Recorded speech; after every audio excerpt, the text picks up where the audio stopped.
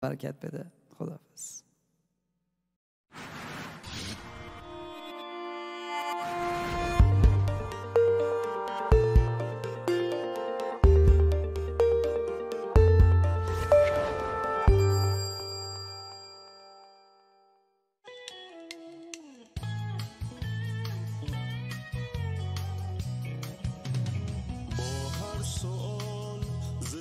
سخن باز می شود، این گونه بی مبالغه آغاز می شود.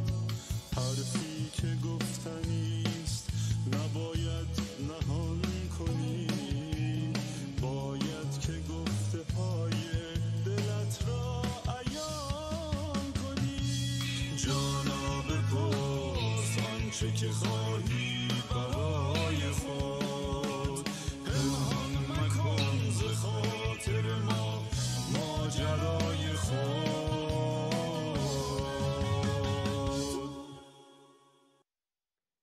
سلام میکنم دوستان عزیز بیننده. خوشحالم که امروز به جای سالی جان در خدمت شما هستم. سالی جان به امید خدا هفته آینده با شما خواهد بود، اما متاسفانه امروز اینجا نیستن و من افتخار این رو دارم که برنامه امروز رو با شما باشم و عزیزان طبق معمول هر هفته در 1.5 ساعت آینده با مهمان عزیز برنامه و موضوعی که انتخاب شده با شما خواهیم بود. در تقریبا نیم ساعت اول موضوع در واقع یک موضوع رو مهمان برنامه در موردش صحبت خواهد کرد و بعد از اون تلفن‌های برنامه و راه‌های ارتباطی باز خواهد بود که شما بتونید سوالاتتون رو با مهمان عزیز برنامه مطرح بکنید. میدونید که میتونید از راه‌های مختلف با ما در تماس باشین. اگر دوست داشته باشین با شماره مستقیم واتساپ برنامه تماس بگیرین. شماره هست 2044 207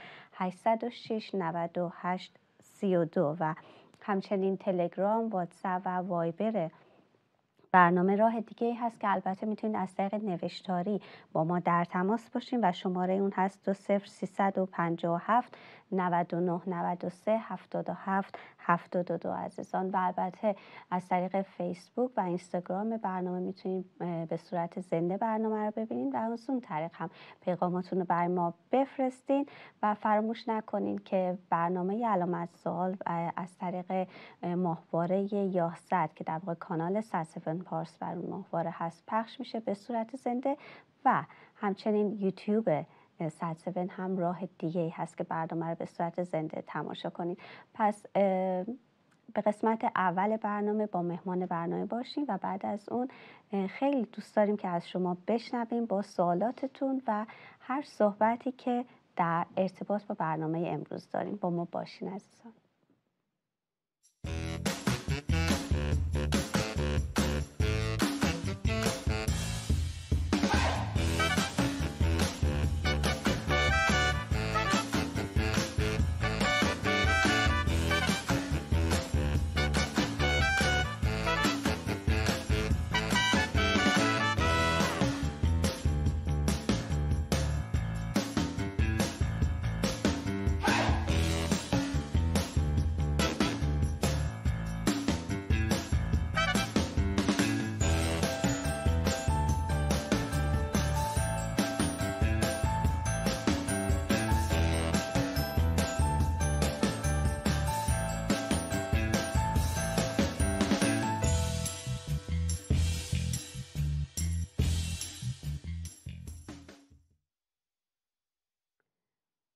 عزیزان، بر طبق معمول هر هفته مهمان عزیزی داریم در برنامه که بعد از اینکه صحبتش رو در مورد موضوع برنامه تموم کردن، همونطور که گفتم تلفن‌های برنامه و راه‌های ارتباطی باز خواهد بود و شما میتونید با ما در ارتباط باشین. امروز خواهر لویز عزیز با ما هستن و میخوان در مورد ایمان با ما صحبت بکنن. خواهر لویز خیلی خیلی خوش اومدین و خوشحالم که یک بار دیگه تو این برنامه با شما هستم. خوش اومدین.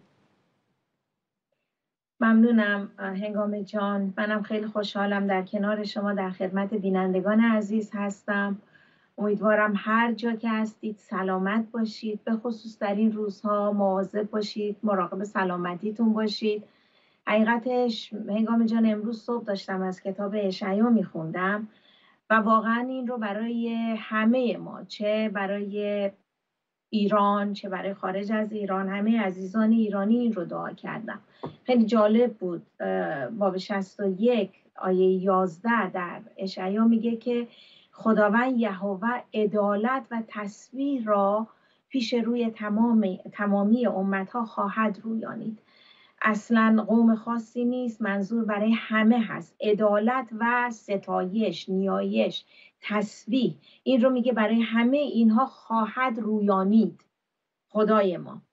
و در 62:6 از ما اینو میخواد، میگه ای متذکران خداوند خاموش مباشید و او را آرامی ندهید. اصلا این مثل یه چیز بود برای من این آیه که خاموش نباشید، خدا را آرامی ندید. میگه منظور این که در دعا ساکت نباشید، مرتب دعا بکنید برای عدالت، برای راستی، برای رابطه درست با خدا، حتی برای ایمان دعا بکنید. به خصوص همطور که قبلا صحبت میکردیم با هم دیگه، هر روز یه چیز جدید هست. چقدر این مسائل احتیاج داریم ما هر روز به حضور خدا باشیم و با خدا در دعا این مسائل رو مطرح کنیم. ببینید هنوز از مسئله زلزله خوی خیالمون یه خورده چی میگن آروم نگرفته.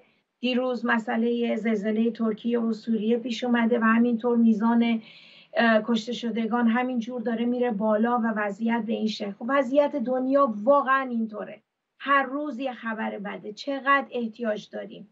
میگه این متذکران خداوند خاموش مباشید، مرتب دعا بکنید، ساکت نباشید برای وضعیت ایران، برای خودتون، برای خانواده هاتون، برای وضعیت دنیا مرتب در دعا باشید. احتیاج در دعاست. بله واقعا جواب ما واقعا همینه. برای اینکه بعضی وقتا انقدر خودمون رو ناتوان و ضعیف میبینیم با اون چی که در اطرافمون میگذره، واقعا آدم احساس میکنه که چقدر ناتوانیم، انگار هیچی از دستمون بر نمیاد، به خصوص با خبرهایی که هر روز میشنویم. گاهی وقتا یعنی باید همه وقتا تنها راه دعا باشه و انگار که دعاست که ما رو کمک میکنه تا ادامه بدیم به این راه. موافقم باهاتون. اما خواهر لویز، در مورد موضوع امروز ایمان، میدونم که شما از کتاب یعقوب خیلی قسمت های عموم صحبتتون رو استفاده خواهید کرد. دوست دارین کمی در این مورد توضیح بدین؟ بله. خب این کتاب البته موضوع برنامه ما ایمان عملیه و این کتاب یعقوب یکی از بهترین جاهایی هست که کمکمون میکنه برای زندگی در ایمان روز به روز. این رساله یکی از عملی ترین کتاب مقدسه. خیلی به درد زندگی روزانه میخوره.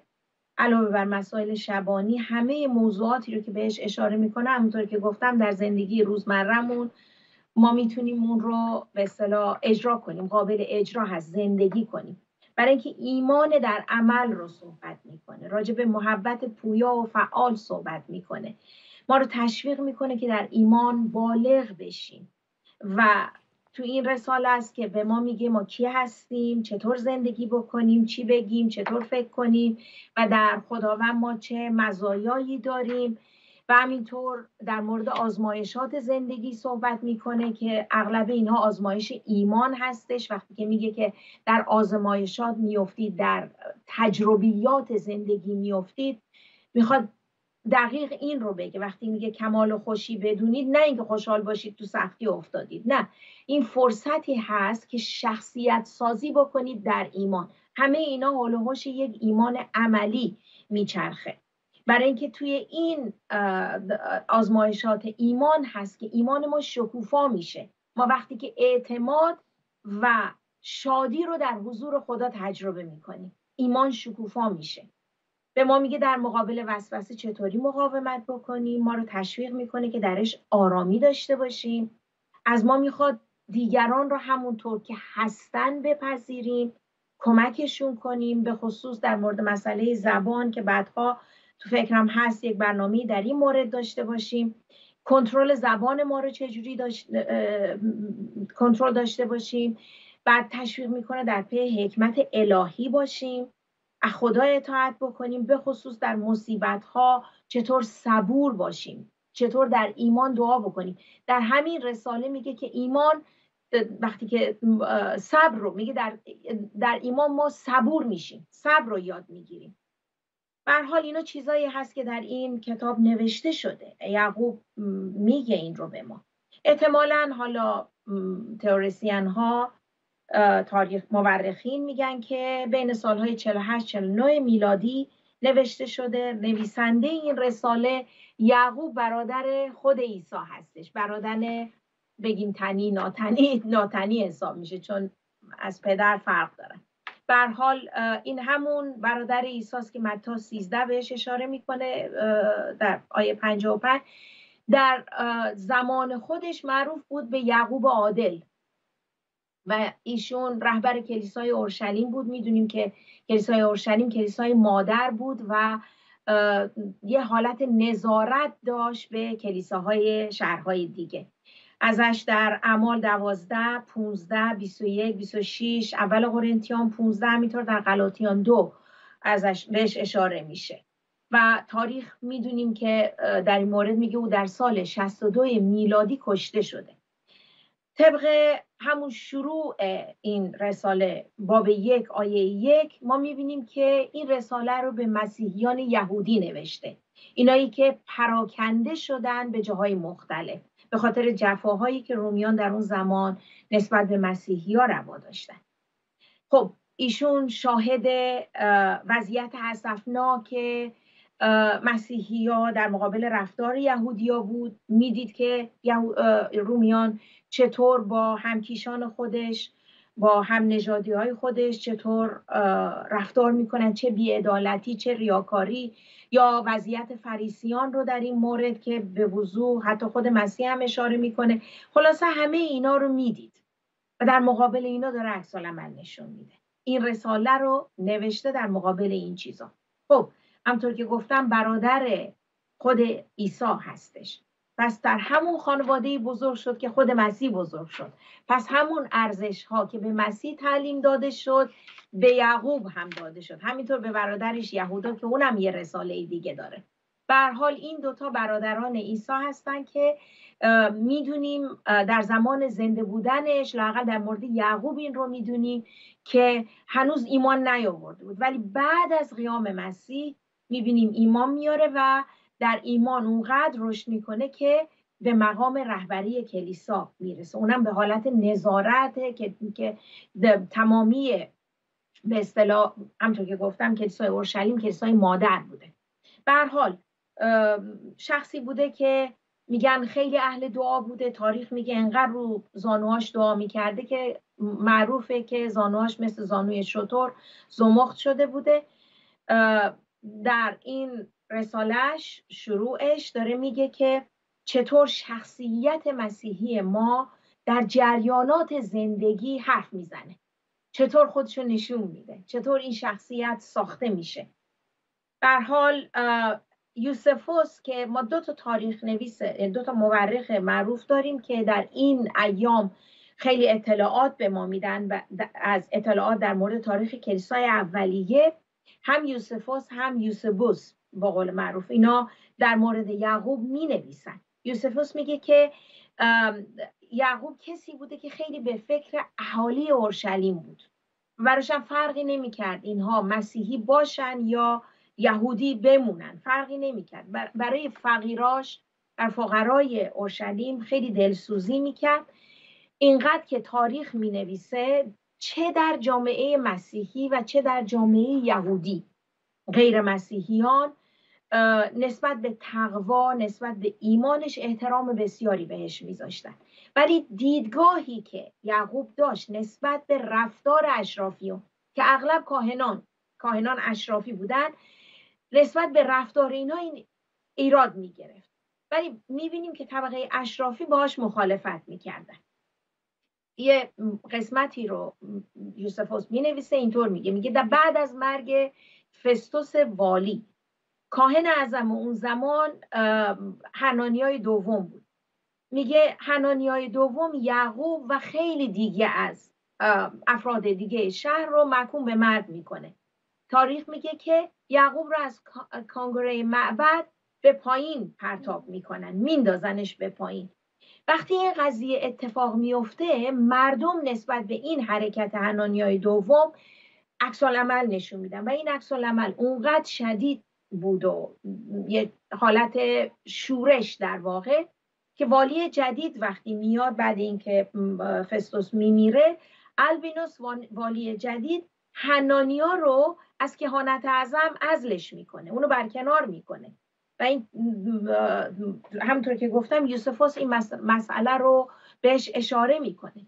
خب این کتاب خیلی کتاب مثل شبیه کتاب‌های حکمتی مقایسه‌ای، حالت سوال و جوابه و همینطور میدونیم که در اون زمان رومیان به اصطلاح چه جفاهایی به اهالی فلسطین، به ساکنین منطقه، به خود اسرائیلیا به اصطلاح روان بود. یه حالت ارباب رعیتی بود، زمین ها رو اجاره میدادن به کشاورزان. خلاصه خیلی از این نظر یه چیز رایج بود که کشاورزا رو، فقرا رو یا اینایی که اجاره میکردن زمین رو، نسبت به اینها خیلی با ظلم رفتار میکردن، به خصوص طبقه اونایی که زمیندار بودن، در واقع اربابان.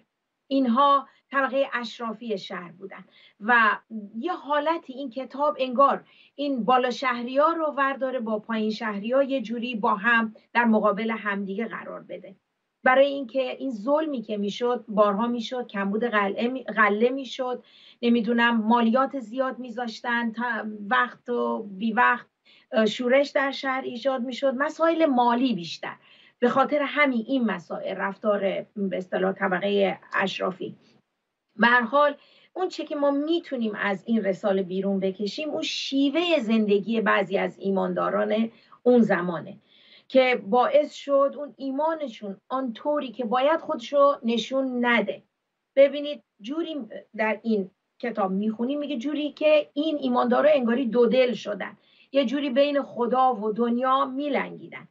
در بین یهودیان خب ما شاگردی داریم از شاگردای مسیح، یکی بود به عنوان شمعون غیور. این غیورها یک حزب بودن، همونطور که معلومه از اسمشون خیلی غیرتی بودن و اینها نسبت به تورات، نسبت به شریعت موسی بسیار غیور بودن و از اینکه رومیان بر اینها حکمرانی میکنن ضدیت بوده با اینها. مخصوصا میگفتن که خدا باید بر زمین حکمرانی بکنه سر مسئله کشاورزی و اینا. به هر حال در سال 66 میلادی ما میبینیم یه شورش بسیار بزرگی صورت میگیره و اورشلیم در سال 70 میلادی سقوط میکنه و اونجا میبینیم که معبد ویران میشه و کاهنان و اون قراولان روم و اهالی اورشلیم میبینیم که قتل عام میشن در کوه معبد. آخرین مقاومت در مسادا بوده که در سال 73 میلادی به شکل خودکشی دست جمعی که اگه یادم باشه 300 نفر اونقدر مقاومت میکنن در مورد اینکه سر پا بایستن، مقاومت به هر حال به جایی میرسه تسلیم میشن و یه خودکشی دست جمعی میکنن و تموم میشه.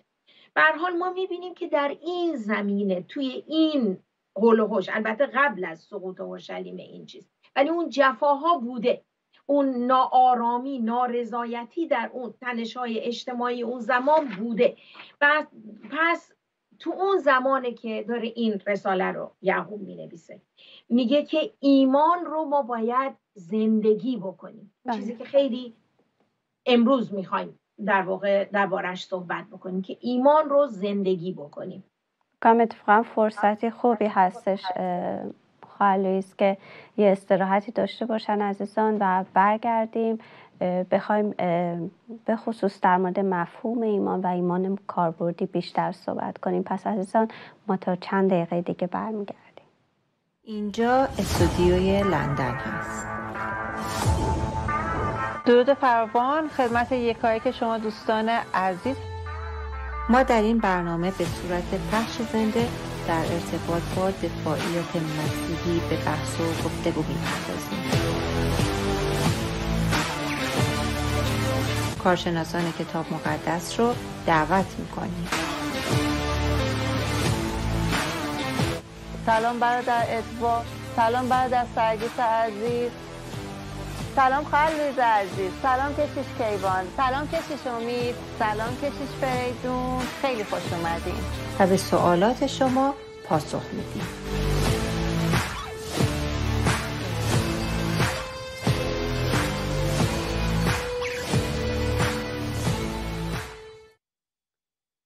عزیزان برای شما که اگر که شما تازه به ما ملحق شدیم، ما امروز با خواهر لویز عزیز در ارتباط با ایمان عملی صحبت میکنیم و خواهر لویز اشاراتی در بخش اول صحبتشون در ارتباط با کتاب یعقوب، زمینه‌های تاریخی و اجتماعیش فرمودن و شاید الان وقت خوبی باشه که خواهر لویز یک تعریفی از ایمان ما داشته باشیم برای عزیزان بیننده قبل از اینکه بخوایم جلوتر بریم و به در واقع خود ایمان عملی بیشتر بپردازیم. بله، همطور که قبل از اینکه بریم برای استراحت داشتیم میگفتیم که یعقوب گفته که شما ایمان رو باید زندگی بکنید. این مسئله ایمان، میگه کنندگان ایمان باشید نه فقط شنوندگان.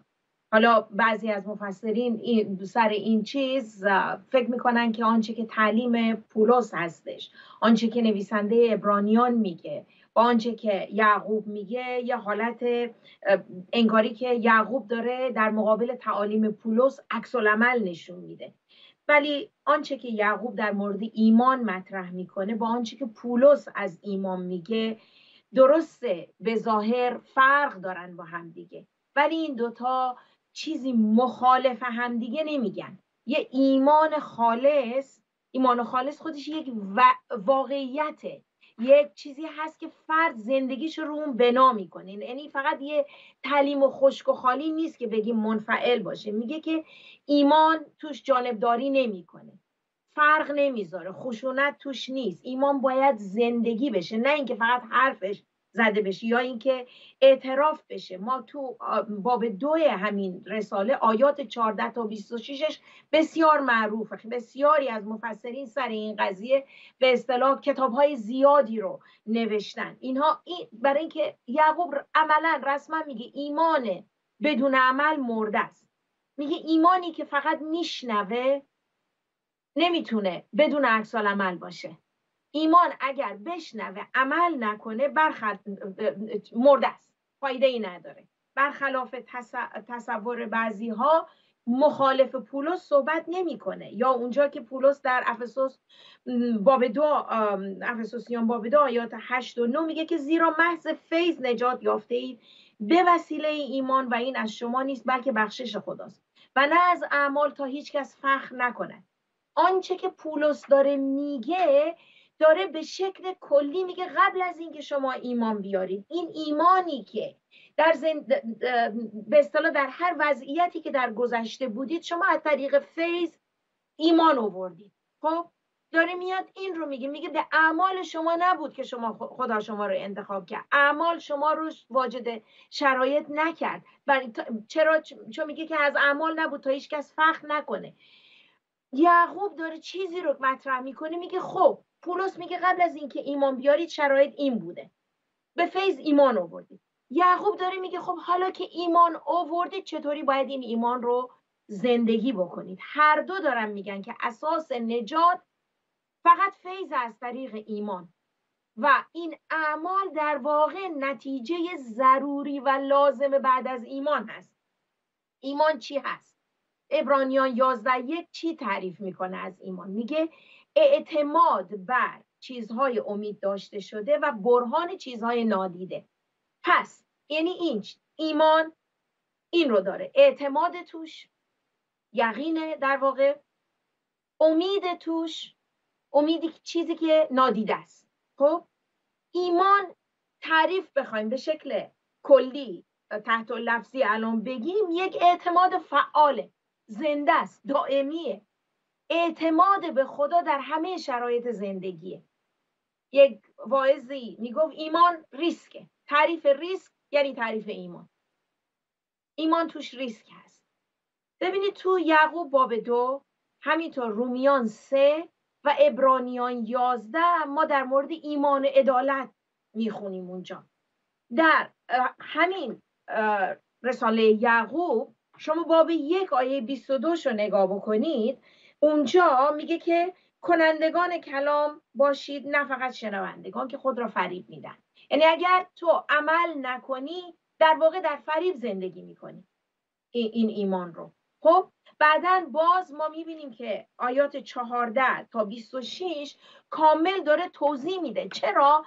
ما در تثنیه باب 15 ما اونجا میبینیم که چقدر اهمیت میده به این که اگر فقیری در جامعه دارید دستگیری بکنید، کمک بکنید به اونهایی که محتاجن، نیازمندن، مستمند هستن. یعقوب داره میگه که نسبت به فقرا بی تفاوت نباشید. برای گرما، سرما، بی پولی، بی خانمانی، احتیاجات اینا عکس العمل نشون بدید. بی تفاوت عمل بکنید، نه حرف بزنید. میگه ایمانی که در حرف باشه و عمل نکنه مرده است. یعنی هیچ پویایی و فعل و انفعالی درش نیست، بیفایده است به معنای مطلقش. میگه که ایمان خودتون رو در اون اعمال عادلانه در واقع نشون بدید.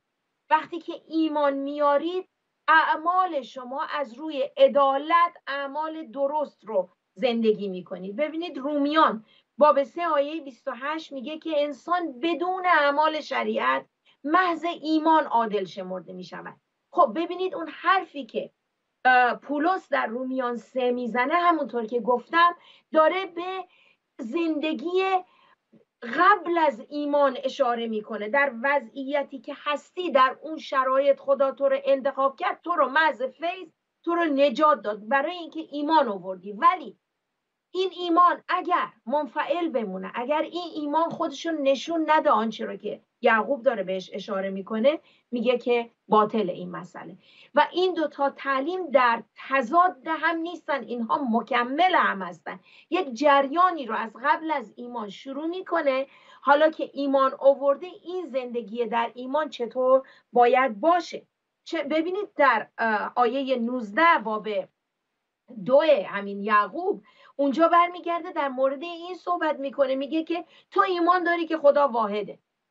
میگه نیکو میکنی. شیاطین هم ایمان دارن، تازه میگه از اسمش هم میلرزن. خب میگه شیاطین نیز ایمان دارند و میلرزن.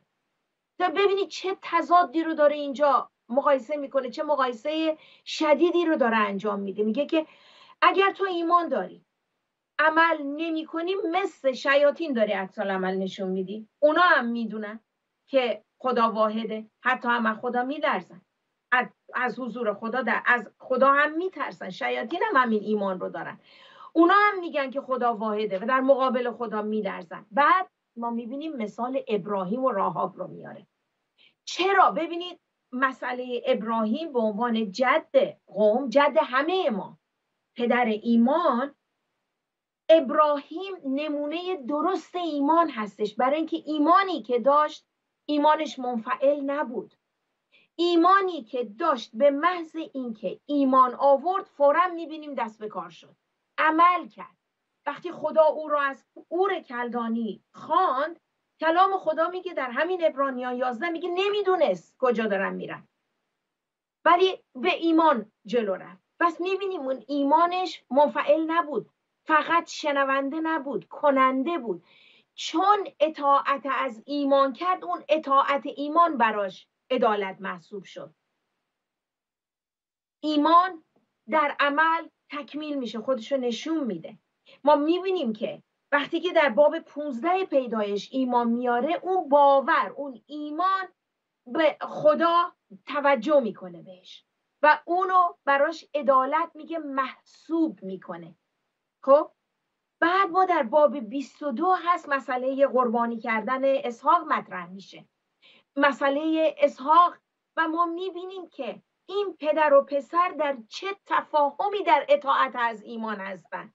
مسئله فقط ایمان خود ابراهیم نیست، ایمان اسحاق هم از این وسط، چون اگر در توافق نبود یک جوانی که به سن و سال چیز بود، بچه کوچیک که نبود، یه جوان بود، جوان برومند بود، خیلی راحت میتونست بر یک پیرمرد 100 خورده ساله پیروز بشه، میتونست در بره، میتونست. پس میبینیم که این اطاعت ایمان دوتا چه صحنه جالبی رو از ایمان عملی بروز میدن. و در میبینیم اونجا که خدا اطاعت ابراهیم رو میپذیره، اون اطاعت ایمان ابراهیم رو میپذیره، عمل ایمان ابراهیم رو، یعنی یک عمل ایمانی که با عمل همراه هست، با اطاعت، اون اطاعت عمل ایمان ابراهیم بود. و در باب 11 عبرانیان وقتی که ما نمونه به اصطلاح این قهرمانان ایمان رو ما میخونیم، ببینید بعد از این که همون باب 11 آیه 1 وقتی که ایمان رو توضیح میده، آیه 3 میگه به ایمان فهمیده این که عالمها به کلمه خدا مرتب گردید و حتی این که چیزای دیدنی از چیزای نادیدنی ساخته شد. ما به ایمان میگه فهمیدیم. بعدن لیست میاره، هابیل رو اسم میبره، خنوخ رو، نمیدونم نوح رو، همه رو دونه دونه، همه اینها رو، حالا وقت نیست که بخوایم همه رو بخونیم. میبینیم همه این کسایی که به عنوان قهرمان ایمان اینجا ازشون اسم برده شد، هیچ کدوم مطلقاً ایمان منفعل نداشتن. همه اینها ایمانی پویا، ایمانی عملی داشتن. اینها در اطاعت ایمان داشتن زندگی میکردن، زندگی روزمره. آنچه که به اصطلاح در مورد حتی راهاب اسم میبره در همین باب 2 یعقوب، ما میبینیم که بعد از ابراهیم اسم راهاب رو میاره، یک غیر، یعنی یک کنعانی، یک کسی که غیر یهودی هست. چی میگه راهاب اونجا؟ راهاب میگه ما در مورد یهوه خدای شما شنیدیم، ترس خدای تو بر ما هست، ما شنیدیم و ترس و هیبت خدای شما بر ما افتاده. ولی چی کار میکنه؟ یه ریسک میکنه. ایمان اون چیزی رو که شنیده منفعل نبوده و میدونسته که اینها فرستادگان خدای حی هستن، اینا کسایی هستن که توسط یهوه اومدن برای تسخیر زمین. و چی کار میکنه؟ اطاعت ایمان میکنه. شنید، حالا داره عمل میکنه. اینها رو ازشون قول و قرار میگیره و بعد اینها رو میبینید که در باب 2 یوشع همینطور 6 ما در مورد راهاب میخونیم که چطور اینها رو پنهان میکنه، بعد چطور اینها رو از دیوار شهر میده پایین. ایمانی که داشت فقط خبر نبود، مطابق اون ایمان، مطابق خبری که بود، مطابق باوری که داشت، ما میبینیم عمل کرد و اطاعت کرد. برای به قیمت جان خودش و خانوادهش ریسک کرد، جاسوسان رو پنهان کرد، بعدش هم فراری داد. ما میبینیم که ایمان در عمل کامل میشه. باز اینو تکرار میکنم، عمل در ایمان، اون چیزی رو که یعقوب اشاره میکنه برمیگرده میگه تو همون باب 2 میگه تو میگی من ایمان دارم، منم میگم من ایمان دارم، تو ایمانتو به من نشون بده، من عملمو بهت نشون میدم. و بعد اسم میبره، لیست میاره. راست میگه. ما همینجوری اگر بگیم خب ایمان دارم ولی هیچ کس این نتیجه ایمان رو تو زندگیم نبینه، به چه درد میخوره؟ خب ایمان که میگه و آخر باب این مسئله رو اشاره میکنه، میگه چنان که بدن بدون روح مرده است، همچنین ایمان بدون عمل نیز مرده است. و ما میبینیم که چقدر داره رابطه عمل و ایمان رو مطرح میکنه. نه این که ما به عمل عادل شمرده میشیم، نه. کلام خدا چه در همین رساله یعقوب چه رسالات پولس، ما به فیض ایمان میاریم و عدالت ما به خاطر کار مسیح هست بر صلیب. عدالت از ما نیست. اگر عادل شمرده شدیم به خاطر عدالت مسیح ما عادل شمرده، عدالت او بر ما اومد، نه اینکه خیلی به قول معروف خوب بودیم، ما اعمالی نداشتیم. و برای اینه میگه تا اینکه هیچ کس از اعمال فخر نکنه. پس میبینیم که ایمان بدون عمل فایده ای نداره. میگه تو ایمانتو به من نشون بده. خب الان من میام ادعا میکنم، میگم من شخص ایمان دارم، یک شخص غیره، شخص ثالث بیاد زندگیمو ببینه، من میگم خب ایمان دارم، مسیح زنده است، ولی جوری زندگی میکنم انگار مسیح منو نمیبینه تو زندگیم. هر کاری دلم میخواد بکنم، هر جوری زبانم رو استفاده بکنم، از هر کسی نفرت داشته باشم، همه چیز در من دیده بشه الا ثمره روح. خب پس من، میگه پولس چی میگه؟ میگه سنج فغان کننده میشم، فقط یک صدا، در حالی که در عمل ایمان من خودشون رو نشون میده. ببینید ما به عنوان مسیحی هر روز باید در این رابطه دو طرفه به سوی بلوغ ما پیشرفت کنیم.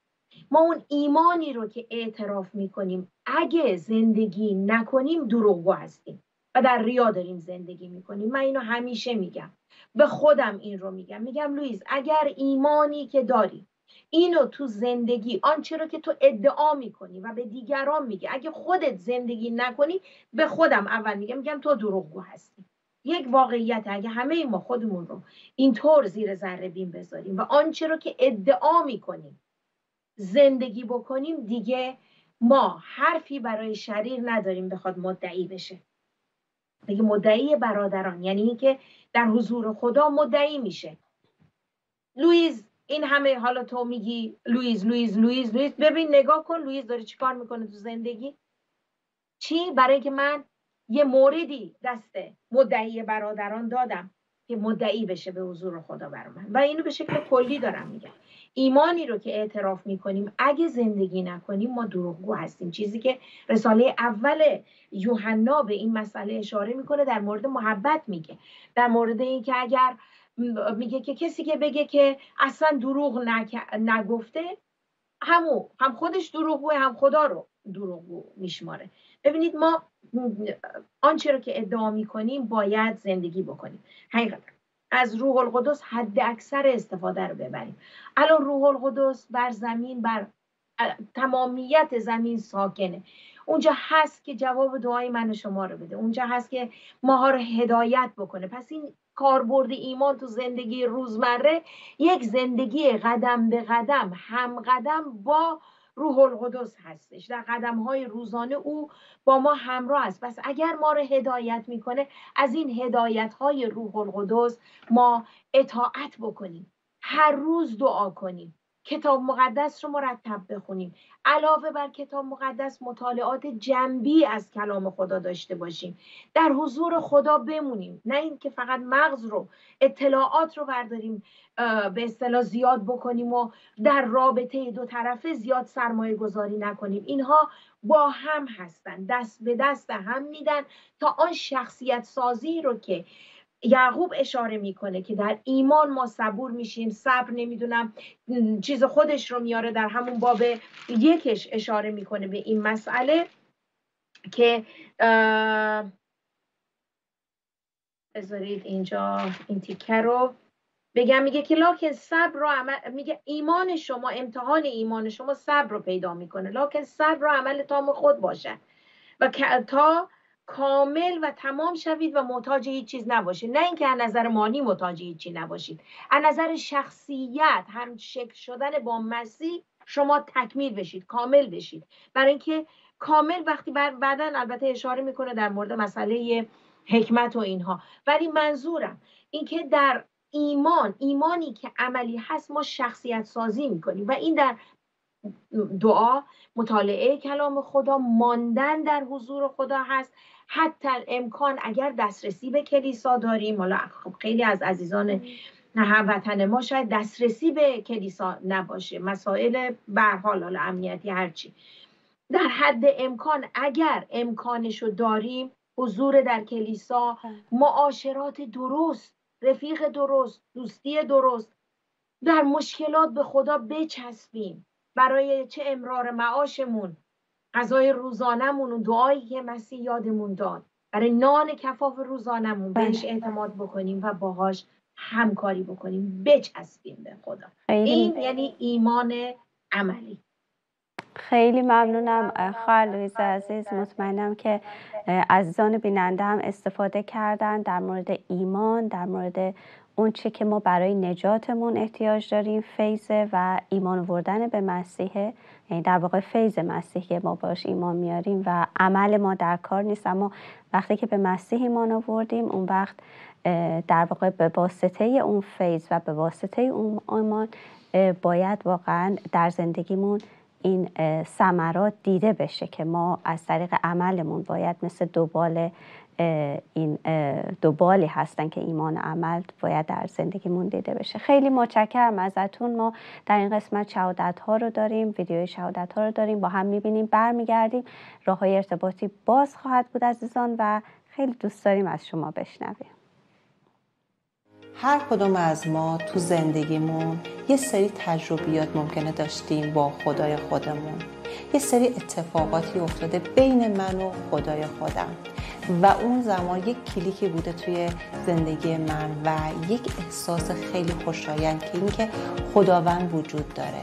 به اینها میگن، به این اتفاقات میگن شهادت.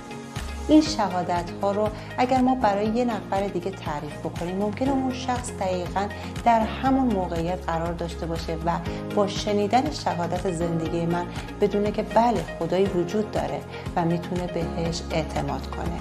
برنامه علامت سوال برای این فصل قصد داره که شهادت های شما عزیزان رو به اشتراک بگذاره.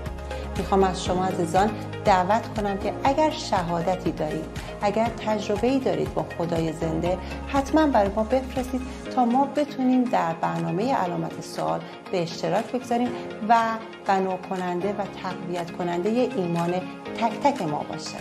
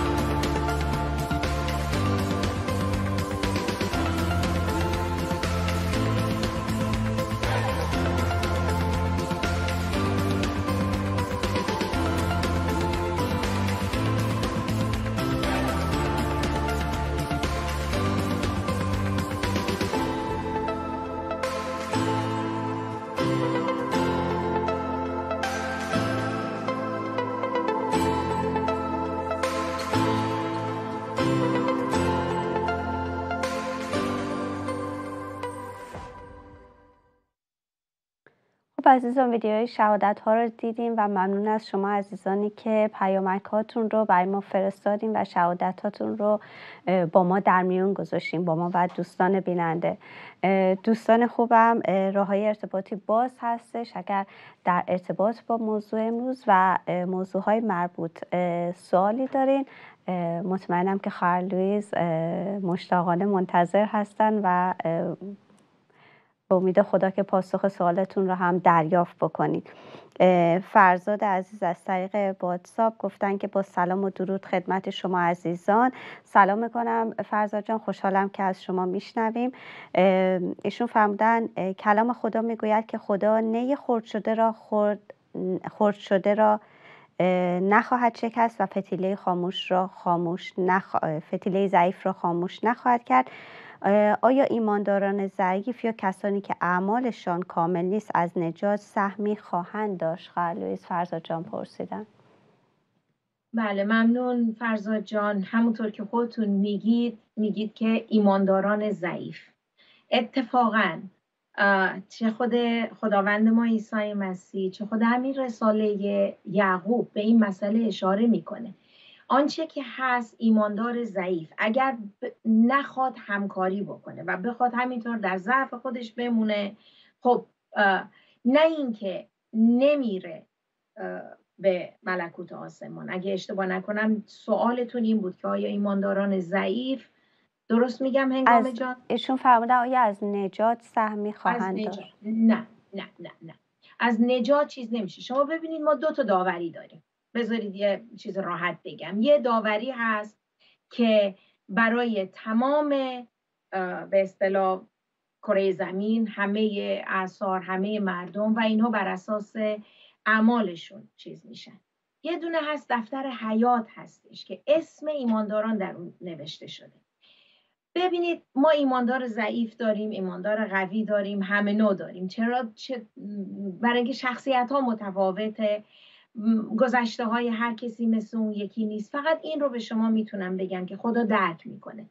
اونجاست که در قرنتیان پولس برمیگرد میگه بعضی ها به زور آتش، میگه کار شما با یکی به کاه شباهت میده، یکی رو به سنگ شباهت میده، یکی رو به یه چیز خیلی سنگ قیمتی.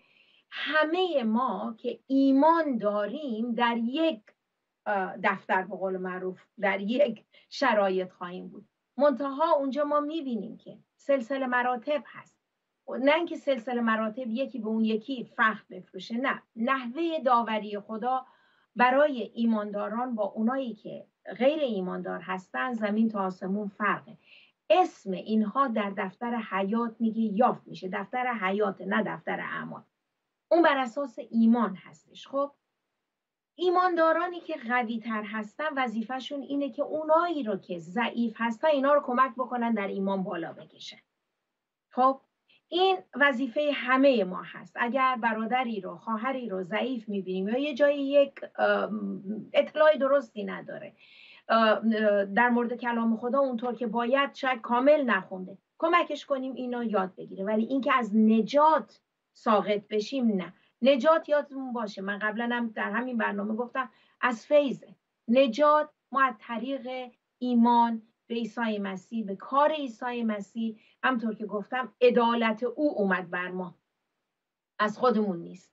پس بنابراین از نجات نه ساقط نمیشیم، ولی خب کارهای ما، اعمال ما مثل کاه میشه، به قول معروف بی ارزش و بدون چیز، ولی وارد میشه. خیلی ممنونم ازتون خواهر لوئیس. البته در این دوستان عزیز دیگه هم سلام و درود فرستادن. علی عزیز، علی نوریزاد داد 54 و همچنین همایون عزیز، ابوالفضل عزیز و همچنین همایون جان آمین گفتن و فکر میکنم لشی روی از یوتیوب سلام فرستادن و سلام میکنم خدمت شما عزیزان و تشکر میکنم که برنامه ما رو تماشا میکنید.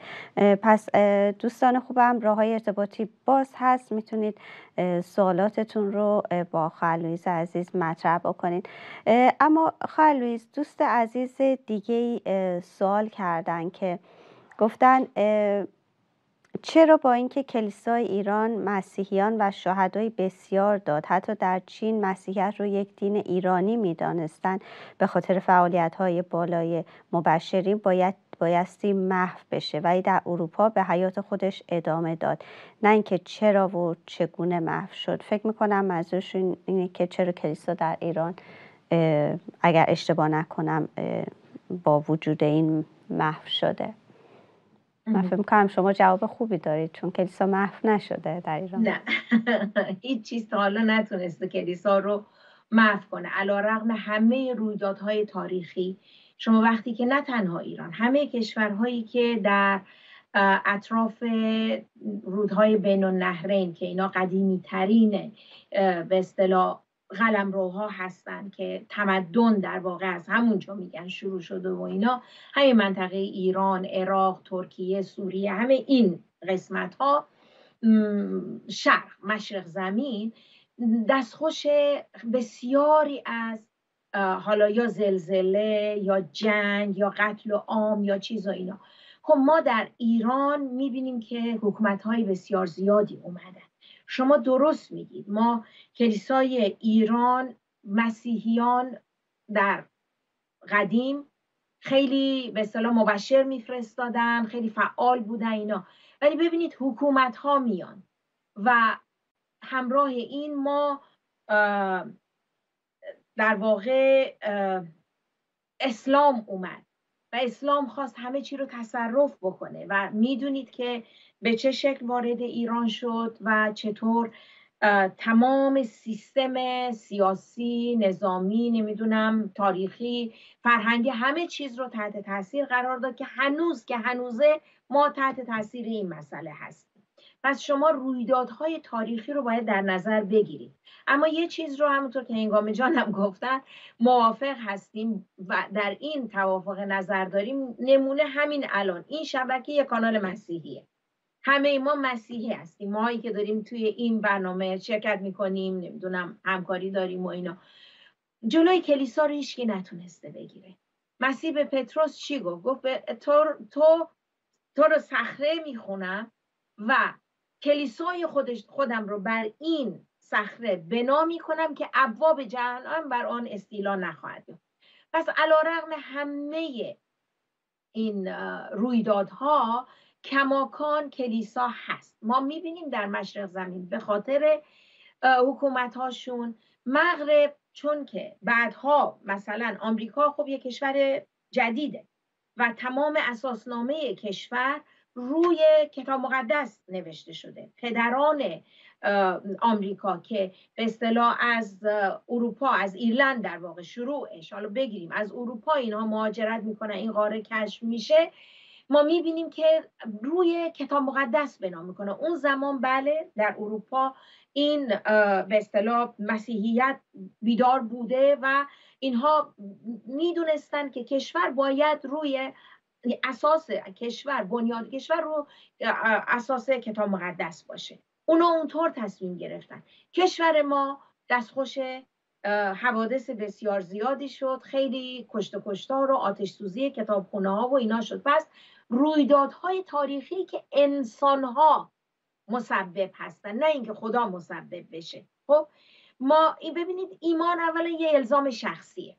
خب درسته که خدای قومی رو نجات میده، ولی واقعا ببینید در این تاریخ برجسته مسیحیت ایران ما میبینیم که اینا در ایمان وفادار نموندن و سلسله های مختلف هر کدوم باورهای خودشون رو آوردن و برقرار کردن بر مملکت. و همونطور که گفتم این فقط خاص ایران نیست، خاص اروپا یا آمریکا فقط نیست، همه دنیا دستخوش حوادث تاریخی شده، تغییراتی پیش میاد. این فعل و انفعال جامعه بشری رو نشون میده.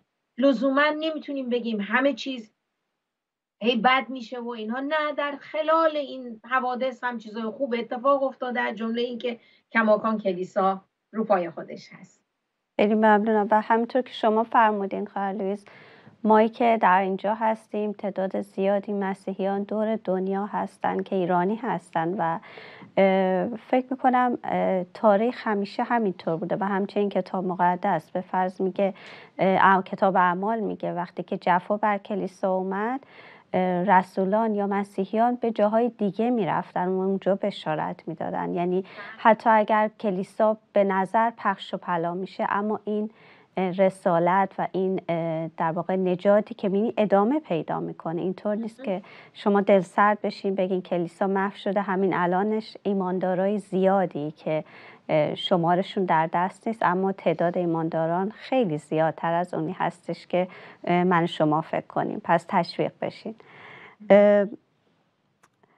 همایون عزیز گفتن نجات از دست دادنی نیست و هنر CA اسم اینستاگرامشون هست. مرادی عزیز گفتن که چرا با این که عیسی مسیح نجات دهنده دنیاست، فرزند خدا رو دهنده دنیا فرزند خدا رو به صلیب کشیدن.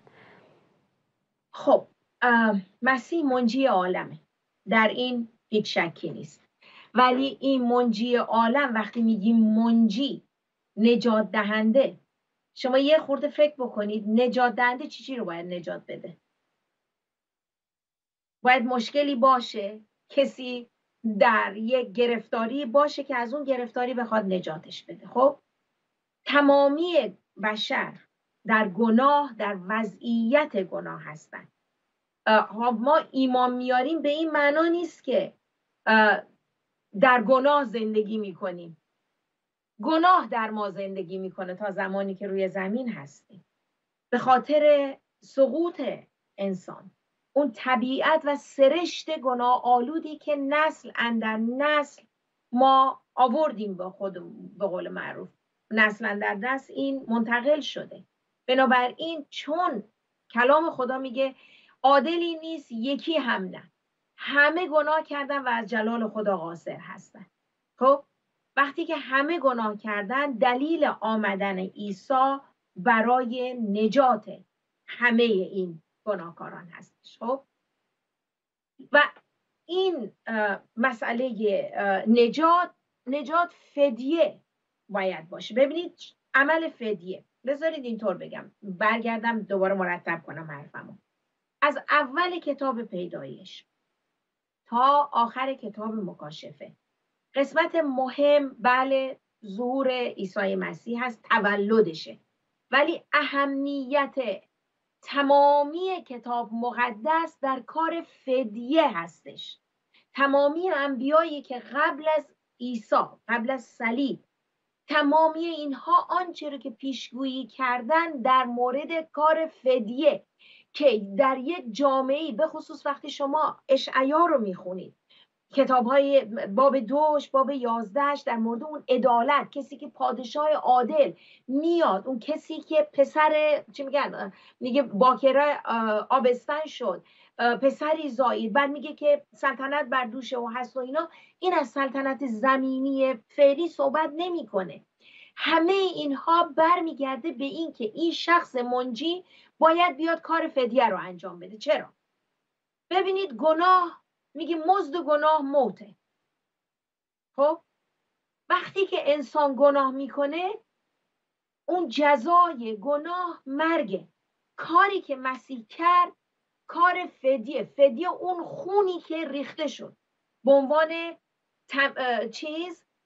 در قبل از اینکه خود مسیح مصلوب بشه، در تورات ما میبینیم، در کتاب لاویان همینطور در اعداد، آنچه را که خدا به عنوان شریعت میاد در کتاب خروج وقتی که اشاره میکنه به مسئله فسح، راجع به کفاره گناهان، قربانی گناهان، ما میبینیم چندین و چند قربانی هست اونجا. قربانی تسبیح لبها هست، دعا هست، قربانی ریختنی هست، نمیدونم قربانی آردی هست، بعد مال قربانی کردن فاخته، کبوتر به اصطلاح، ما میبینیم بررس، بز، همه اینها. خب و قربانی گناه، اون قربانی کفاره باید حتما خون میشد، با خون باید پاک میشد. به خاطر آن طبیعت گناه آلود ما، خونه که توش حیات هست، باید یه چیزی که موجود زنده باشه، خون باشه، اون باید کفاره گناهان ما رو بده. من و شما قادر نبودیم برای کفاره گناهان خودمون به قول معروف چیزی بیاریم، قربانی بکنیم. کلام خدا میگه در عبرانیان قربانی گاوا و گوسفندا و اینا دیگه کفاف نمیکرد، از بس که شرارت بالا بود. خودتون میخونید میبینید، چه در کتاب مقدس چه در تاریخ بشر، که شرارت پشت سر هم رو به ازدیاده. خب پس در مقطعی خود خدا جسم میپوشه، به صورت و به شکل مسیح میاد در میان ما ساکن میشه، برای اینکه خدا میبینه که ما ناتوان هستیم برای کفاره گناهان خودمون و خون گاو و گوسفند دیگه کافی نیست. پس میاد خودش برای ما، به جای ما مصلوب میشه. چرا؟ برای اینکه از این طریق خون ریخته میشد. ما میبینیم که دستاشو که میخ میزنن و همینطور نیزه به پهلوش میزنن، باید یک قربانی زنده به قول معروف می بود. ما قربانی فسح رو داریم که می بینیم بره رو 4 روز قبلش باید می خریدن، تو خانه نگه می داشتن، بعد 4 روز. چرا؟ که اون همبستگی ایجاد بشه بین اون بره و اعضای خانواده، یه چیزی از خودشون وردارن قربانی بکنن. و میبینیم که هر جا هم کسی گناه میکرد قربانی باید چیز می آوردن، بره دست رو باید میذاشتن، دستشون رو روی سر این بره، کاهن باید گردنشو میزد و اون خون رو باید تقدیم میکرد. خب ما سالی یه بار این خون کفاره در معبد توسط کاهن به کاهن اعظم به قدس الاقداس برده میشد که تازه اگه کاهن خودش درش گناه بود تازه همونجا قدوسیت خدا میزد. قضیه جدیه، مسئله گناه، مسئله کفاره، مسئله پاک کنندگی به اصطلاح گناه از طریق پاک شدن گناه از طریق ریختن خون، همه اینها چیزی است که باید مقبول خدا بشه و خدا این قربانی رو از طریق مسیح پذیرفت این رو. پس باید این مسئله صورت میگرفت تا من و شما امروز به خاطر کاری که مسیح برای ما انجام داد بتونیم او رو پدر خطاب کنیم. بتونیم در این خانواده الهی عضو این خانواده باشیم، بتونیم شریک طبیعت الهی او باشیم. اگر خون ریخته نمیشد، آنچه که قرآن میگه شبیه اون بوده، خودش نبوده، اینو یهویی برداشتن، نه، اون وقت خدای ما دروغگو عذاب در میاد، کار فدیه غلط میشد، اون وقت فدیه‌ای صورت نمیگیره، باید خون ریخته میشد. و این خون وقتی رساله عبرانیان رو میخونید خیلی قشنگ این مسئله کفاره رو توضیح میده اونجا و قشنگ هم با جزئیات میاد میگه مسیح هم به عنوان قربانی کامل و آخرین قربانی و همینطور به عنوان کاهن اعظم، کسی که خونش ریخته شد، این خون رو به درگاه پدر تقدیم میکنه و این قربانی، این کفاره پذیرفته میشه و من و شما نجات پیدا میکنیم. آمین. آزاد میشه. خیلی ممنونم خواهر لوئیس. امیدوارم که دوست عزیزمون پاسخ سوالشون رو دریافت کرده باشن و به یاد داشته باشین که اون پلی که بین انسان خدا بود به واسطه گناه واقعا شکسته شده بود، اما مسیح اومد اون پل رو برقرار کرد با خون خودش، اگر به زبان خیلی ساده بخوایم بگیم. پس لازم بود که مسیح جونش رو بده، اینطور نبود که یک اتفاق بیفته و خدا رو غافلگیر کرده باشه. پس عزیزان یک موزیک ویدیو ببینیم، برمیگردیم به باقی سوالات شما خواهیم پرداخت.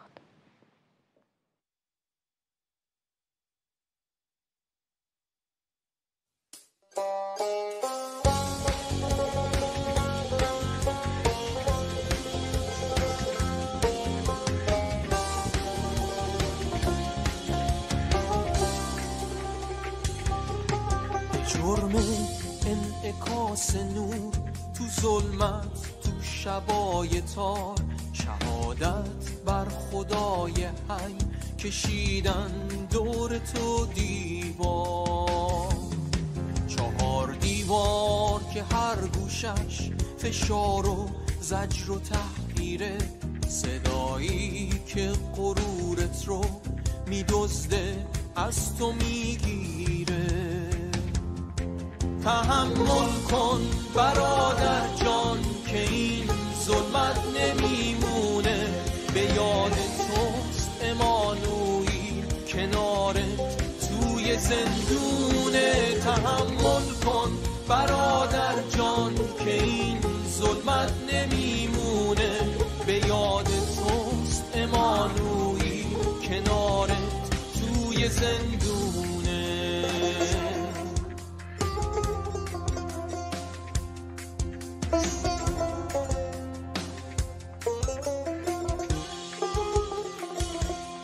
صدایی که تو گوش تو شب و روز میکنه تکرار، که عیسی رو ببر از یاد، صلیبش رو بکن انکار. اگه دنیا به ضد توست، مسیح جای تو می جنگه، خدای دانیال با توست، دهان شیر رو می بنده.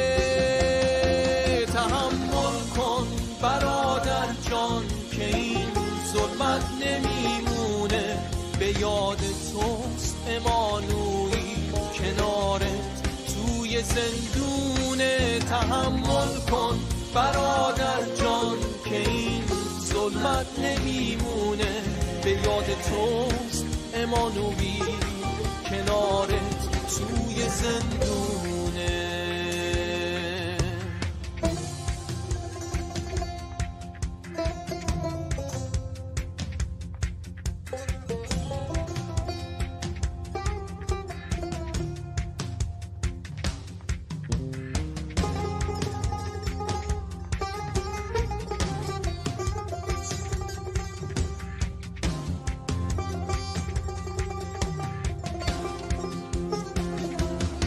یه روز بیرون میاد خورشید رو هر شاخ گل امید، پرستش ها میشه برپا توی ایران بی تهدید. یه روز بیرون میاد خورشید رو هر شاخ گل امید، پرستش ها میشه برپا توی ایران بی تهدید. یه روز بیرون میاد خورشید هر شاخ گل امید، پرستش ها میشه برپا توی ایران بی تهدید. یه روز بیرون میاد خورشید رو هر شاخ گل امید، پرستش ها میشه برپا توی ایران بی تهدید.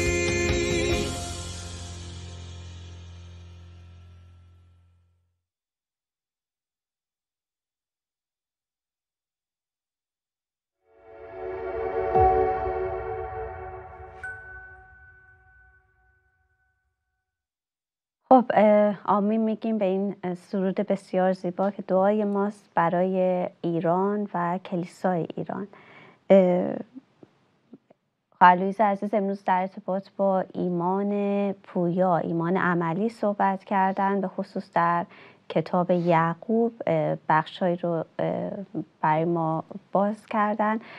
دوستان عزیزمون سوالاتی پرسیدن که فرزانه جان که سلام و تشکر کردن از برنامه، و همچنین خواهر لویز فرزانه جان پرسیدن که تقریبا 7 سال که هر شب کتاب مقدس رو میخونم و هم عهد قدیم و هم عهد جدید، آیا من باید به خواندن عهد قدیم ادامه بدم یا که این کافیه که ازش اطلاعات دارم؟ عهد جدید رو دوست دارم و راغب به ادامهش هستم ولی عهد قدیم رو نه. آیا این مشکلی هست؟ فرزانه جان چه کار خوبی میکنید، هر روز میخونید این رو. 7 سال که هیچی.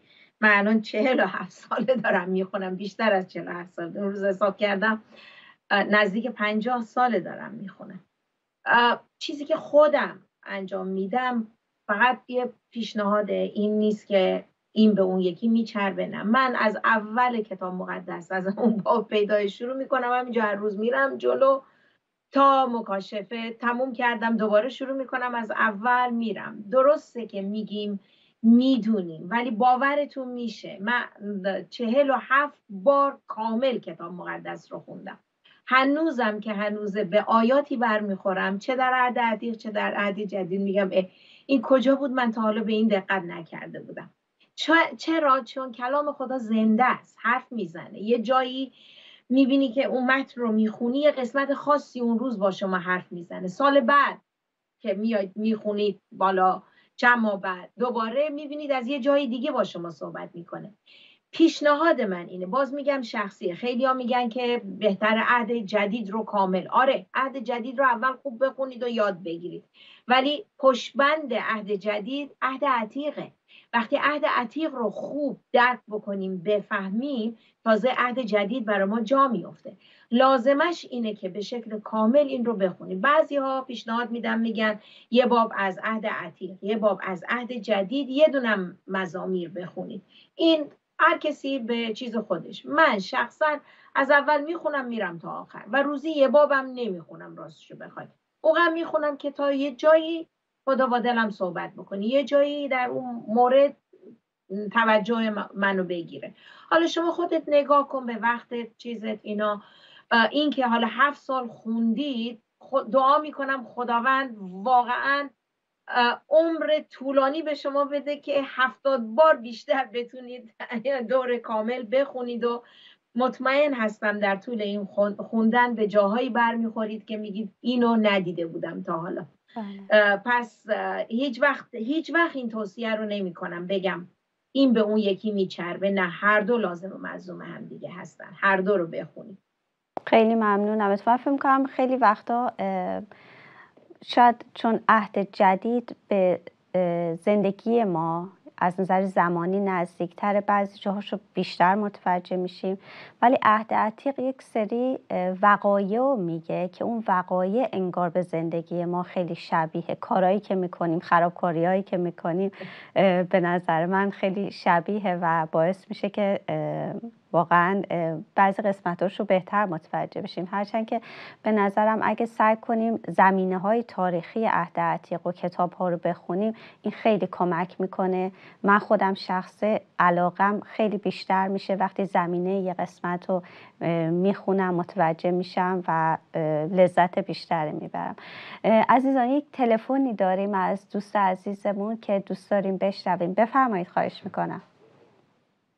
ضمن عرض سلام و خسته نباشید خدمت شما و معلم گرامی خواهر لویز مخوف. یک سوالی برای من پیش اومده در عبرانیان فصل 6 آیه 4. اگر ایشون اجازه میدن من اینو بخونم براشون، به خاطر که ربطی به تایتل برنامه امروز داره. بفرمایید، خواهش میکنم. اینجا فرمودن زیرا آنان که یک بار منور گشتند و طعم آن محبت آسمانی را چشیدند و در روح القدس سهیم شدند و طعم نیکویی کلام خدا و نیروهای عصر آینده را چشیدند، اگر سقوط کنند ممکن نیست بتوان ایشان را دیگر بار به توبه آورد. سوال من اینجا از معلم گرامی اینه که این در خصوص لغزش در ایمان هستش یا نجات که امکان از دست دادن نجات هستش؟ سپاسگزارم از شما و برنامه خوبتون. از تلویزیون گوش میکنم. خیلی ممنون. خدا نگهدار شما. خیلی ممنونم از شما برای تماستون و سوالتون. خواهر لویز، برای دوست عزیزمون چه پاسخی دارید؟ بله، مطلبی رو که ایشون مطرح کردن در مورد نجات، بعضی از مفسرین میگن که نجات از دست دادنی نیست، کامل کسی که ایمان آورده نجات پیدا کرده، حتی اگر از ایمانم بیفته نجات رو داره. من شخصا به این مسئله معتقد نیستم، برای اینکه در رساله پتروس میگه که نجات خود رو با ترس و لرز به عمل بیارید، یعنی مواظب باشید. و کسی که اینجا میگه که یک بار وقتی چشید و اگر افتاد دیگه محاله که دوباره بیاد. این در مورد این که شما ببینید ایمان همینطور که گفتم یک الزام شخصیه. ما به عنوان انسان‌ها اراده آزاد داریم. ما در هر مقطع از زندگی ما هر روز میتونیم بگیم امروز عیسی خدای ما هست یا نیست. ما در مقابل انتخاب قرار داریم. درسته ایمان داریم به کار صلیب، ایمان داریم و ایمان میاریم، مطابق اون ایمان زندگی میکنیم، ولی در من نوعی به عنوان بشر که اراده آزاد دارم میتونم امروز تصمیم بگیرم بگم نه، من زیر همه ایمانم میزنم، اصلا با خدا و مسیح و روح القدس اینا هم هیچ کاری نمیخوام داشته باشم، تصمیمم خودم رو گرفتم، دیگه نمیخوام کاری بکنم. و من با اراده آزادم تصمیم گرفتم و ما با عواقب تصمیم‌های خودمون باید روبرو بشیم. اگر من نوعی دانسته آگاهانه بیام پس بزنم، معلومه که نجات رو از دست میدم. و حالا بعضیا میگن این نجات، کسایی یعنی این طرفیا میگن که اگه نجات رو از دست دادی از اول هم اصلا نجات نداشتی، داشتی خودتو گول میزنی. من نمیخوام وارد این چیز بشم. من اون چیزی که خودم این رو میفهمم و اینطور در طول کتاب مقدس یاد گرفتم این رو، اینه که من و شما این اختیار، این اراده آزاد رو داریم. میتونیم هر لحظه از زندگیمون پس بزنیم و بگیم نه نمیخوایم. از اون سر ما رو مرتب داره تشویق میکنه، میگه نجات خودتون رو با ترس و لرز به عمل بیارید، ایمانتون رو زندگی بکنید، فقط حرف نزنید، فقط شنونده نباشید، کننده باشید. آنچه که امروز باز ما در رساله یعقوب این مسئله رو خوندیم که چقدر ایمان عملی مهمه.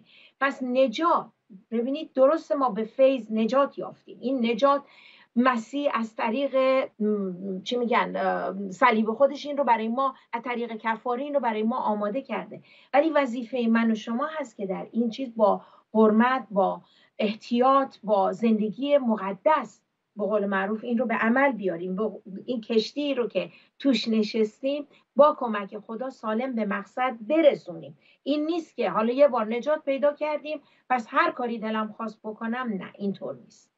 من شخصا به این مسئله معتقد نیستم، علیرغم حالا گروهی هستن میگن که نجات از دست دادنی نیست و آیات مربوطه هم در این رابطه هست، من نفی نمی کنم، ولی از اون سر هم میدونم که باید مواظب باشم نجاتم رو از دست ندم، باید با قدوسیت زندگی بکنم در ایمان، حقیقتا مطابق آنچه که بهش ایمان آوردم باید مطابق اون زندگی بکنم. خیلی ممنونم. برای دوست عزیز امیدوارم جواب ایشون رو داده باشم و این مطلبی رو هم که ایشون گفتم بله در مورد مسئله ایمان هستش. ممنون از دوستمون که همچنین تماس گرفتن و سوالتون رو مطرح کردیم. متشکرم ازتون. دوست عزیزی در پاسخ به فرزانه جان گفتن که تاک و شاخه های عزیز از فیسبوک گفتن که دوست عزیز از اینکه کتاب مقدس رو مطالعه میکنید کاری عالی میکنید. مزمور 119 کلام خدا برای راه های ما نور و برای قدم ها روشنی دارد، چون این کلام غذای روح و کتاب ایمان باورمندان به خداوند عیسی مسیح است. پس نه یک بار و نه 100 بار بلکه روزانه الی آخر عمر باید خواند. این کلام شب و روز از دهان تو دور نشود، بلکه شبانه روز در آن تفکر نما. آن را آویزه گردنت کرده، کلام تو را در دلم مخفی می دارم تا نسبت به تو گناه نورزم. خداوند به شما برکت بده. خیلی ممنون. البته فرزانه جان یک کمی در خوندن عهد عتیق مشکل داشتم، مطمئنم که عهد جدید رو همچنان ادامه خواهند داشت و با این چه که خواهر لوئیس و شما عزیز فرمودید در خوندن عهد عتیق هم میدونم که تلاش بیشتری خواهند کرد. همایون عزیز هم گفتن که خداوند برکتت بده خواهر لوئیس عزیز برای باز کردن کلام از دهان شما به وسیله روح القدس که در شما ساکن شده. درود بر شما و سپاس از شما خواهر عزیزم و همینطور درود بر شما همایون جان. و ایشون همچنین گفتن آمین آمین و عمری پربار و پربرکتی داشته باشی خواهر فرزانه. و دوست عزیزی با نام کاربری 3627M گفتن که البته قبل از اون دوست عزیزم با نام حقانی 4132 گفتن جلال برنامه خدا. و فکر کنم یک سوال دیگه ای که دوست عزیزم 3627M مطرح کردن، در واقع میگن که همه خدا شما رو برکت بده و ایشون خواستن که عید پسح، فطیر و شبات رو براشون توضیح بدیم. بکنم خالویز خیلی سریع باید توضیح بدیم که بتونیم به دوستان عزیزم و سوالاتشون برسیم، چون 3 سوال جداست. عید فطیر، عید فسح، عید و همچنین شباتی. بله 3 چیز هست. من از شبات شروع میکنم. اول شما در هیچ قومی، در هیچ گروه های مردمی از عهد عتیق گرفته تا حالا هیچ جایی نمیبینیم حتی اقوام بت پرست روز شنبه رو به عنوان روز استراحت، روز عبادت گذاشته باشن. این خاص یهودیان هست و فقط خدا به اینا گفته، هنوز که هنوزه این رو رعایت میکنن. هستن اقوام دیگه، کنعانیان، اقوام بت پرست، اینها که اینا می اومدن یه چیزای ماه، هلال ماه و اینجور چیزا، روزهای ماه رو به جورایی مثلا ارزش میدادن، حالا یا بد میدونستن، میگفتن این خوش یمنه این بد یمنه. شبات اصلا اونطوری نیست. این جمعه غروب شروع میشه، وقتی آفتاب غروب میکنه میره تا به روز بعد وقتی که آفتاب میشینه. به اصطلاح یک 24 ساعت دوره استراحت راحتی در خداوند و اینا میرن جلوی دیوار جشن میگیرن، رقص و پایکوبیه و استراحت کامل. خب این از شنبه.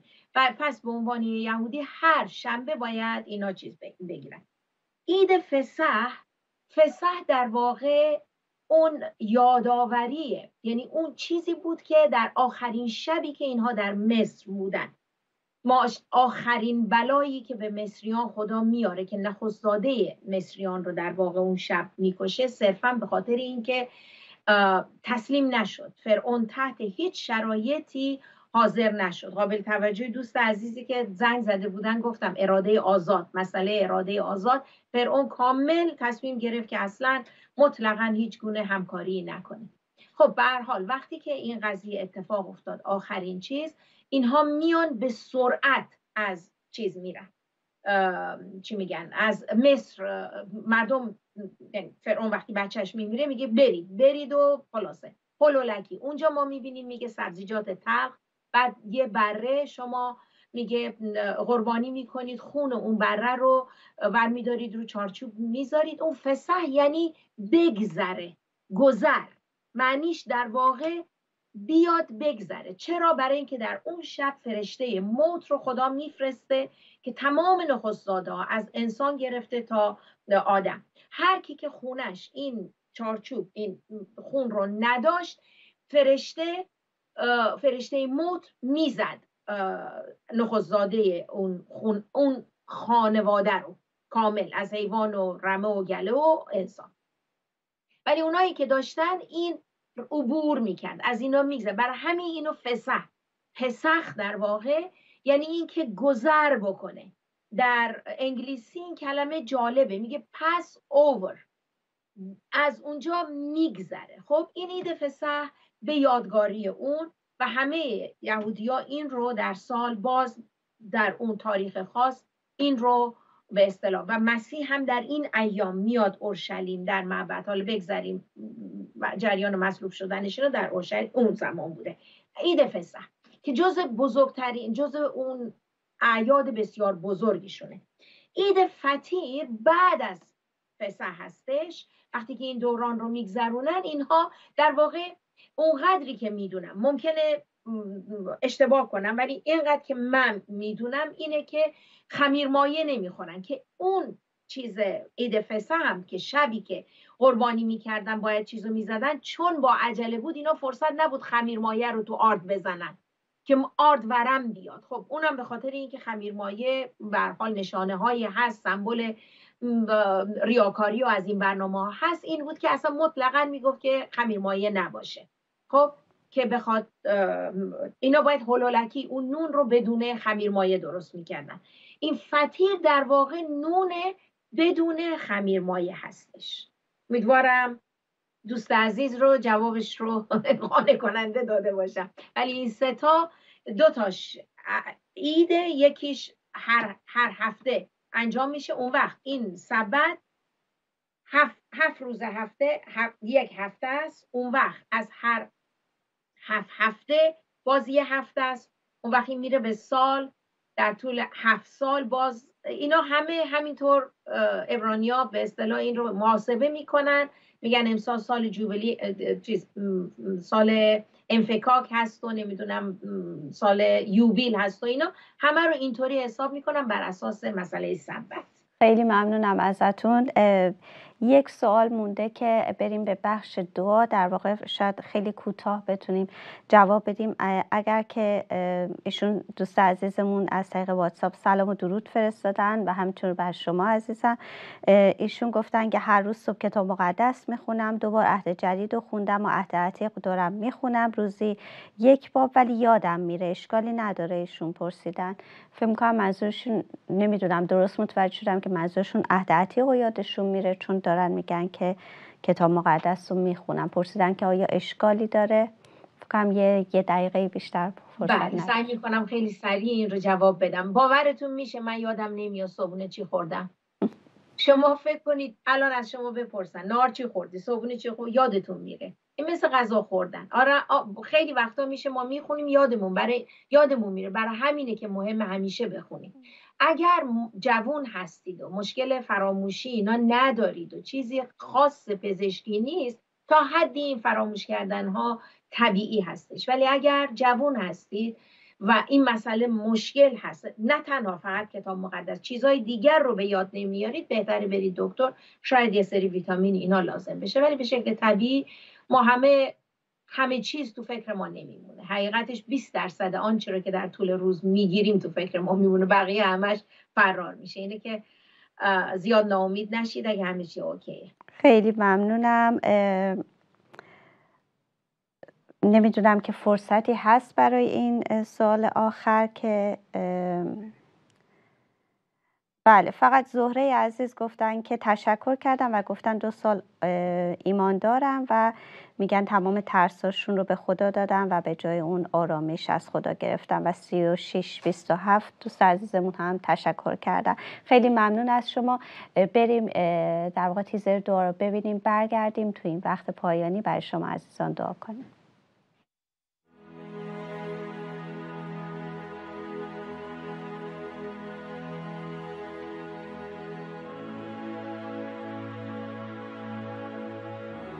ای پدر ما که در آسمانی، نام تو مقدس باد، پادشاهی تو بیاید، اراده تو چنان که در آسمان انجام می شود بر زمین نیز به انجام رسد. نان روزانه ما را امروز به ما عطا فرما و قرضهای ما را ببخش چنان که ما نیز قرضداران خود را می‌بخشیم و ما را در آزمایش میاور بلکه از آن شریر رهایمان ده، زیرا پادشاهی و قدرت و جلال تا ابدالآباد از آن توست.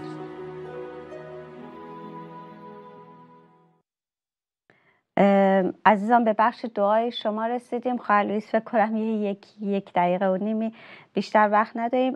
فرزانه عزیز دعا خواستن برای ایران و همطور درد زانوی خودشون و ماهرخ جان هم برای زلزله خوی ترکیه و سوریه و برای دستش که وفا جان درد میکنه اگر اشتباه نکنم، و زهره جان هم برای مسکن خواستن دعا کنن و فکر کنم به همین اکتفا میکنیم و خواهر لوئیس خواهش میکنم بفرمایید، ما خیلی وقتمون کم هست. بله حتما. ای خداوند تو رو شکر میکنیم، واقعا اعتراف میکنیم هیچ چیزی ای خداوند مانع این نیست که ما نتونیم تو رو با تمامی دل، با تمامی جان، با تمامی قوت دوست داشته باشیم. پس اعلام میکنیم که تو همه چیز ما هستی. حقیقتا با تمامی دل و جان و قوت امروز میگیم تو رو دوست داریم و میخوایم تو رو متابعت بکنیم. این عزیزانی رو که اسمشون برده شد به حضور تو میارم ای خدا، و برای درد زانو، برای درد دست، برای مسئله مسکن به تو توسل میکنیم ای خدا و میگیم مشکل این عزیزان در رضامندی تو برطرف بشه. همینطور برای زلزله زدگان خوی، ترکیه، سوریه و همینطور برای ایران ای خداوند، داغ دیدگان ایران، این کشورها رو به حضور مبارک تو میاریم. به خصوص هموطنان ما در همه این کشورها هستن ای خداوند، به حضور مبارک تو میاریم که همه کسانی که در این مسئله زلزله و در مسئله داغداری، در سوگواری هستن ای خدای زنده، به حضور تو میاریم و حقیقتا همراهی تو رو میخوایم خداوند، و میخوایم تو این عزیزان رو از بالا، از آسمان تو تسلی بدی و تسلی تو برای این عزیزان بشینه. در نام پسر یگانه تو دعا میکنم، آمین. خیلی ممنونم خواهر لوئیس عزیز و شما بینندگان عزیز، ممنونم که با ما همراه بودین. از درخواست دعاهاتون، سوالاتون و تا هفته دیگه که سالی جان با شما خواهد بود، شما رو به خدا میسپارم. برنامه در واقع تکرار برنامه رو بر روی ماهواره شما میتونین شنبه 10 صبح و همچنین 5 شنبه 3 صبح تماشا کنین. خدا یار و نگهدارتون باشه عزیزان. خدا حافظتون.